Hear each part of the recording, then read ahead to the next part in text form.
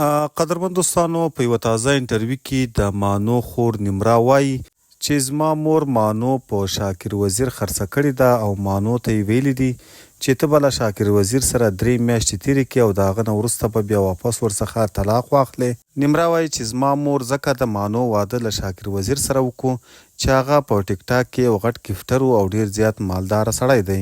قدرمن دوستانو، موږ دې ته حیران شو چې زموږ او ستاسو په پښتنه معاشره کې اوس د ټیک ټاک بوجواني سره روان دي.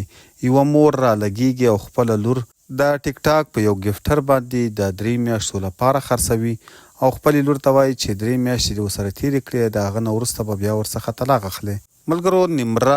ملګرو د مانو ټوټل 4 خویندې دي چې له مور څخه جدا شوي دي او نن سبا یې په سوشل میډیا او ټیک ټاک باندې له مور سره غټه لانجه روانه ده. او نمرا وایي چې زما مور ما او زما خویندې په پردو سړو باندې د پیسو په بدل کې خرڅوي او یا هم موږ ته پردي سړي راولي او راته وایي چې له دغه کس سره د لنډ وخت لپاره د پیسو په خاطر نکاح وکړه او بیا له 2 یا 3 میاشتو وروسته ورڅخه طلاق واخله.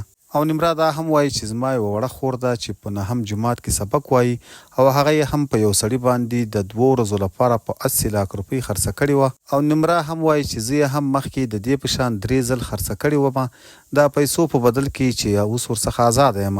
او اوس وایي چې مانو یې هم په شاکر وزیر د 3 میاشتو لپاره خرڅه کړې ده. دا ځکه چې شاکر وزیر به هغې ته په ټیک ټاک لایف کې ډېر زیات ګفټینګ کول، نو ځکه یې هغه ته خرڅه کړه. ملګرو، تاسو یې په اړه څه نظر لرئ؟ نظر مو راسره په کمنټ کې خامخا شریک کړئ.